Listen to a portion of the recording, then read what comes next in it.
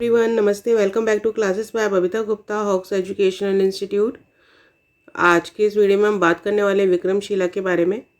तो देखिए, इससे पहले मैंने आप लोगों के साथ में शेयर किया था कि एंशिएंट इंडिया में एजुकेशन किस तरीके से होती थी।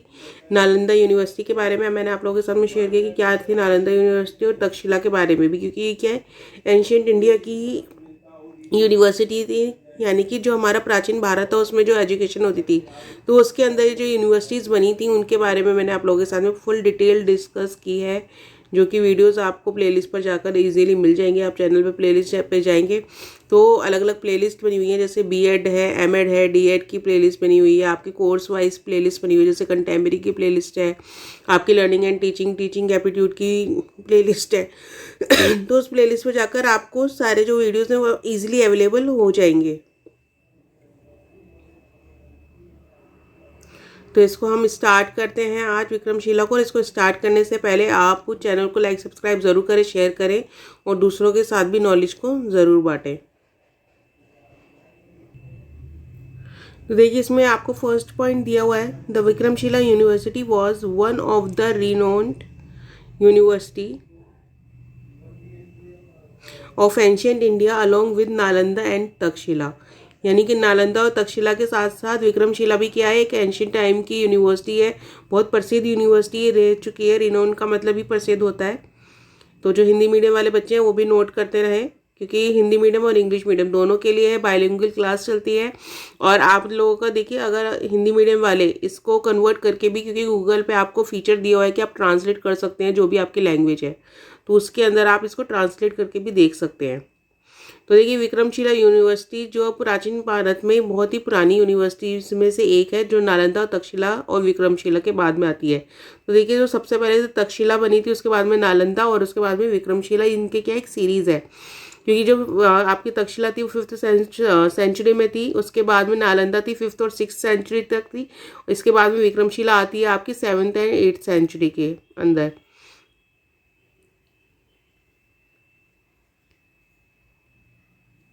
तो बेसिकली क्या है, ये 8th और 9th सेंचुरी के अंदर इसको माना जाता है कि यूनिवर्सिटी आई थी और बनी थी, क्योंकि पाला यूनिवर्सिटी के, और सॉरी, जो पाला थे, पाला के जो राजा थे, उन्होंने इसको क्या है, काफ़ी सपोर्ट किया था। तो वो अभी हम आगे पढ़ने वाले हैं। तो इसका सेकंड पॉइंट हम देख लेते हैं। It was one of the largest Buddhist universities, यानी कि जो बुद्धिस्ट यूनिवर्सिटी रही है बौद्ध धर्म के अंदर, जो विश्वविद्यालय बने उसमें क्या है, एक सबसे बड़ी आप मानी जाती है, उनमें बड़े विश्वविद्यालयों में से एक मानी जाती है, जहाँ पे क्या है, preaching Buddhist teaching culture and religion. जहाँ पे क्या है, बुद्धिस्ट जो बौद्ध शिक्षा होती थी, बौद्ध कल्चर संस्कृति होती थी, धर्म होता था, उसके बारे में क्या है, शिक्षा दी जाती थी और उसको आगे बढ़ाया जाता था, उसके उपदेश दिए जाते थे। प्रीचिंग मतलब उपदेश होता है, तो वो उपदेश वहाँ पे दिए जाते थे। थर्ड पॉइंट आता है इसका, it was one of the most important university during the period of पाला एम्पायर अलॉन्ग विद नालंदा। यानी कि क्या है कि एक बहुत ही इंपॉर्टेंट यूनिवर्सिटी है, और ये किस टाइम पीरियड की बात हो रही है, जब पाला एम्पायर था। यानी कि नालंदा के साथ साथ जो है आपकी विक्रमशिला यूनिवर्सिटी भी काफ़ी फैली हुई थी। पर जो नालंदा थी उसको क्या था, उसमें हमने देखा था जो गुप्ता एम्पायर था उसमें उनका रोल था उसमें ज़्यादा, और जो हमारी विक्रमशिला यूनिवर्सिटी इसमें पाला एम्पायर का रोल है। It is located in Bhagalpur district, Bihar. यानी कि बिहार के अंदर भागलपुर नामक ज़िले में है। इट वॉज इस्टेब्लिश्ड बाय पाला रूलर धर्मपाल। यानी कि क्या है, पाला जो रूलर थे, राजा थे धर्मपाल, उनके द्वारा ये इस्टेब्लिश की गई थी। The late the 8th century and early 19th century. तो 8th और 9th सेंचुरी के बीच में था ये। 8th का लास्ट था चल रहा था 8th सेंचुरी का, और 9th का स्टार्टिंग का था। तो उस टाइम पे क्या था, ये पाला रूलर ने इसको इस्टेब्लिश किया था, और उसमें बौद्ध धर्म की उन्होंने शिक्षा का पूरा किया था कि वहाँ पे टीचर्स भी हों और स्टूडेंट्स को पूरा अच्छे से एजुकेशन मिल पाए। तो गाइज, मेरा थोड़ा सा गला ख़राब है, तो हो सकता है आपको थोड़ा सा प्रॉब्लम हो। वैसे मेरी कोशिश यही है कि मैं वॉइस ब्रेकलेस हो और आप लोगों को क्लियर हो सारा। नेक्स्ट है हमारा 6th point, he was a pious Buddhist king and the second ruler of Pala dynasty. तो देखिए क्या थे, पायस बुद्धिस्ट यानी कि धर्मपरायण, धर्म को मानने वाले, धर्मानिष्ठ भी हम इसको बोलते हैं पायस को।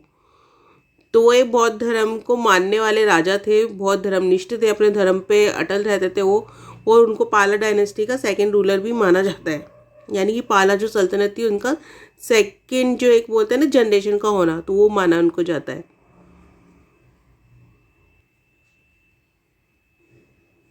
नेक्स्ट इसमें आपका 7th पॉइंट है, it was one of the largest Buddhist university, यानी कि ये जो बुद्धिस्ट यूनिवर्सिटी थी, बौद्ध विश्वविद्यालय थे, उनमें से ये क्या है सबसे लार्जेस्ट माना जाता है।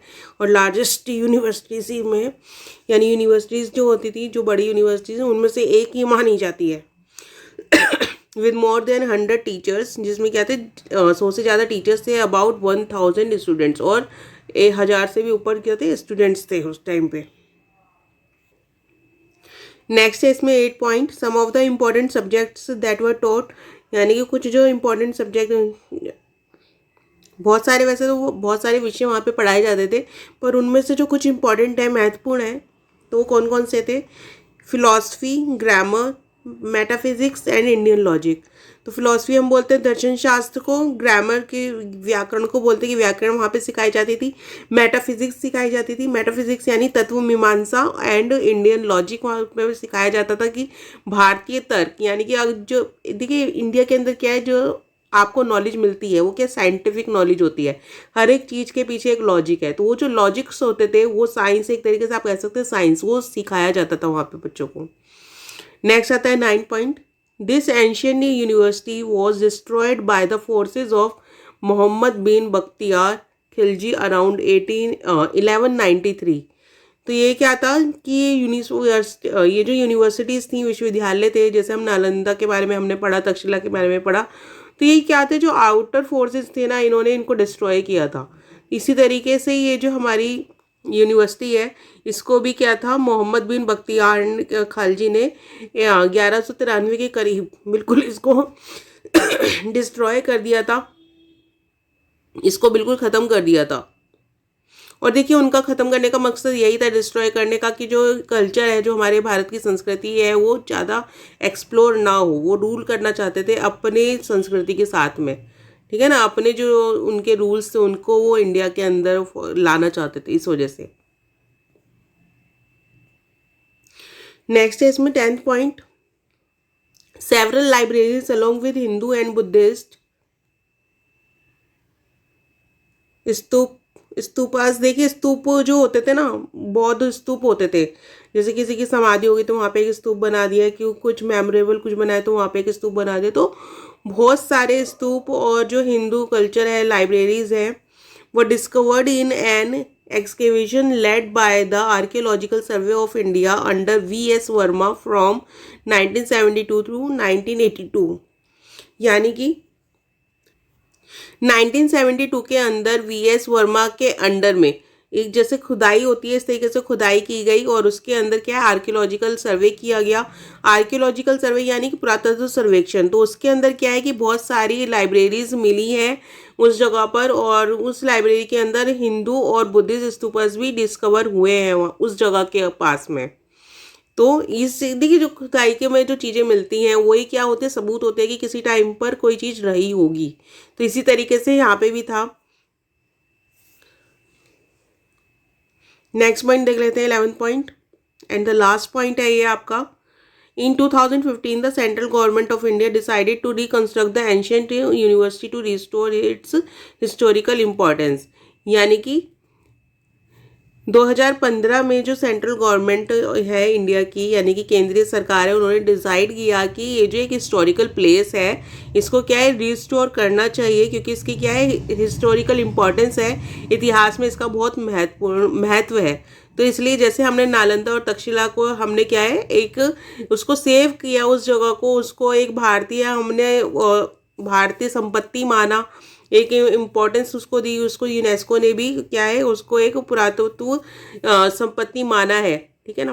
तो इसलिए और इसी तरीके से इसमें भी है आपका विक्रमशिला को भी सरकार ने 2015 में एक भारतीय संपत्ति माना और उसको रिकंस्ट्रक्ट करने की बात की गई, और उसको रिकंस्ट्रक्ट करना उन्होंने डिसाइड किया। तो इस तरीके से ये 11 पॉइंट मैंने आप लोगों के साथ में शेयर किए हैं विक्रमशिला के। तो 3 एंशियंट यूनिवर्सिटीज़ मैंने आप लोगों के साथ में शेयर की हैं, तक्षशिला, नालंदा और विक्रमशिला। तो ये जो हमारे प्राचीन भारत में शिक्षा थी उसी के अंदर ये तीनों यूनिवर्सिटीज़ आती है, विश्वविद्यालय आते हैं, जिसके अंदर हिंदू और बौद्धिज्म की बात की गई है कि वहाँ पे स्टडी करवाई जाती थी। और उसके जो बुक्स थी, लाइब्रेरीज होती थी बाकायदा, जहाँ पे बच्चे स्टडी करते थे। ठीक है ना। तो अगर आप एजुकेशन से जुड़े हुए हैं, जैसे आप यूजीसी नेट की तैयारी कर रहे हैं या किसी टेट एग्जाम की तैयारी कर रहे हैं, आप बीएड कर रहे हैं, एमएड कर रहे हैं, तो सभी बच्चों के लिए क्या ही बहुत इंपॉर्टेंट है इस चीज़ को जानना। तो देखिए, अगर आप बीएड कर रहे हैं, एमएड कर रहे हैं या कोई डिग्री कोर्स कर रहे हैं और आप सिर्फ कर रहे हैं इसलिए कि आपके पास एक डिग्री आ जाए, किसी तरीके से पास हो जाए, तो ये बिल्कुल यूज़लेस है। तो मैं हमेशा बोलती हूँ कि आप नॉलेज गेन करें। अगर आप कोई कोर्स कर रहे हैं, तो अगर आप बीएड कर रहे हैं, एमएड कर रहे हैं, तो एजुकेशन से आप जुड़े हुए हैं, आप एजुकेशन के अंदर बैचलर कर रहे हैं, मास्टर्स कर रहे हैं, तो उसकी नॉलेज आपको प्रॉपर होनी चाहिए।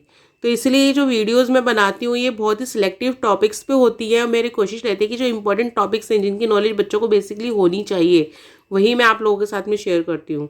तो इनको आप अच्छे से देखें, सुने। अगर आपको कोई प्रॉब्लम आती है, अगर आपको कुछ समझ में नहीं आता है, तो आप कमेंट बॉक्स में लिख के ज़रूर मुझसे पूछें। डिस्क्रिप्शन बॉक्स में मैं कुछ लिंक्स दे देती हूँ, या फिर प्लेलिस्ट के मैंने लिंक्स दिए हुए हैं, तो आप उस प्लेलिस्ट पर जाकर डायरेक्ट देख सकते हैं जो भी आपका कोर्स कंटेंट है। ठीक है ना। तो वो इसीलिए है ताकि आप लोग उसको देखें, पढ़ें और समझें। और अगर आपको वीडियो अच्छा भी लगता है तो उसमें भी आप कमेंट बॉक्स में मुझे लिख के ज़रूर बताएं। देखिए, उससे भी क्या है, मोटिवेशन मिलता है कि बच्चे उसको देख रहे हैं, पढ़ रहे हैं और सुन रहे हैं। तो हमें उस तरीके के और भी कंटेंट आप लोगों के साथ में शेयर करना चाहिए, नॉलेज शेयर करना चाहिए। ठीक है ना। तो वैसे तो मुझे पता है कि आप लोग मेरे साथ में बने ही हुए हैं, तो आगे भी आप लोग मेरे साथ में बने रहिए। और जो बच्चे हैं, और भी जो बच्चे हैं, उनके साथ में नॉलेज को आप शेयर कीजिए, चैनल को लाइक कीजिए, सब्सक्राइब कीजिए। तो और आप लोगों के लिए इसी तरीके से वीडियोस में लाती रहूँगी। तो जल्दी मिलते हैं नेक्स्ट वीडियो में। अभी के लिए थैंक यू, धन्यवाद।